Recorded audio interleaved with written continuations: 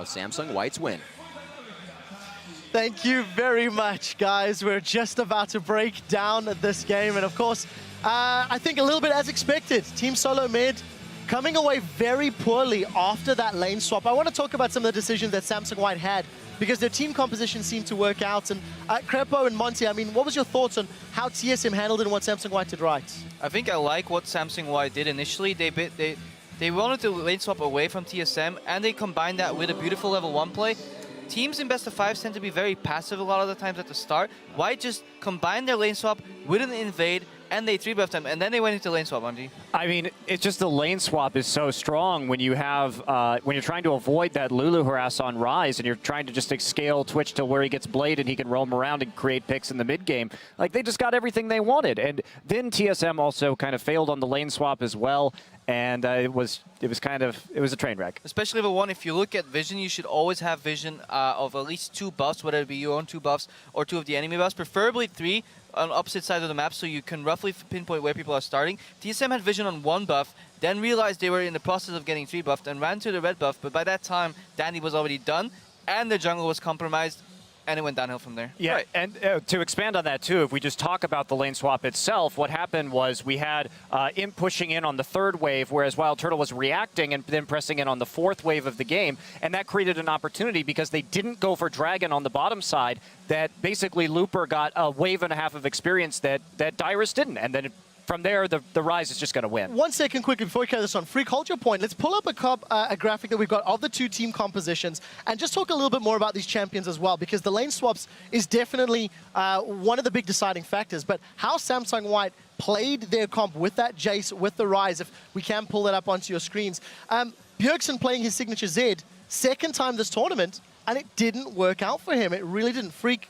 So I want to first start by talking about the bans, because before picks, the bans actually happened. And what I liked was that Samsung White did it correctly in that they target banned. They banned champions that specific members of TSM were very good at, removed the Orianna away, the Lee Sin from Amazing, the Rumble away from Dyrus, whereas TSM banned the very standard things. Oh, the Zill and the Alex or the Maokai. Like, no one's surprised by this, which means there's nothing left up that's special for TSM. There's no high priority first round red side picks really left, and so they squandered that opportunity in the first place.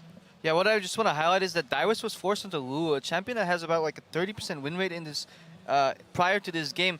3 and 8 in total in the tournament, and he was basically forced to play that champion. And yeah, it didn't work out.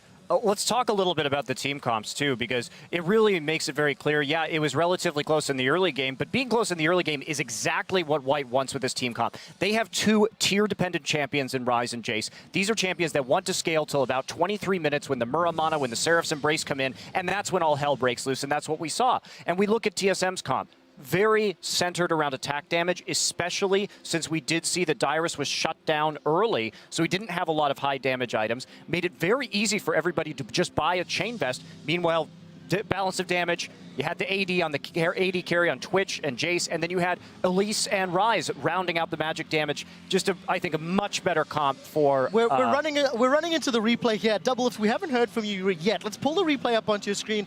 Talk me through the replay as well as your thoughts on this particular matchup. You know, we did see First Blood going the way of TSM, but it didn't really work out their way. Yeah, so right here, TSM's doing the right thing. They're actually doing a really great thing. They're looking for a pick with TP advantage. They see, okay, Looper doesn't have TP, we have TP top lane, even though Dyrus is behind. You can play the replay right now. Dandy actually face checks into this ward, and he's in a really bad spot. So TSM has the upper hand right here. The TP comes in, and then they're like, oh wait, what are we doing?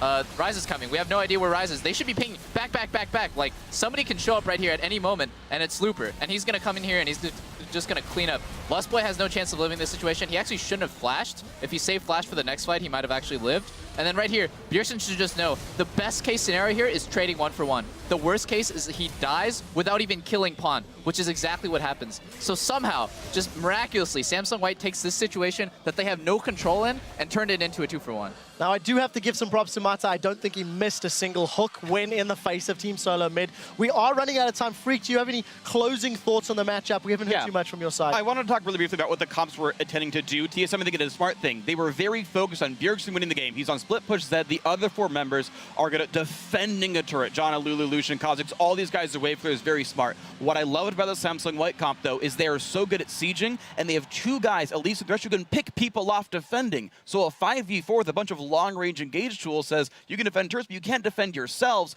and everyone on TSM dies. What I don't like about TSM's comp, though, if you go for the double support, if top laner support combo in Janna and Lulu, you need a hyper carry, you need something that scales better than Lucian, or you really need to bust up in that early game and win it hard, and They did. Yeah, I completely agree. Well, it's very obvious that we're all very excited at the desk, guys. There are still plenty more games to be played. When we return, it is game 2 of Team Solo.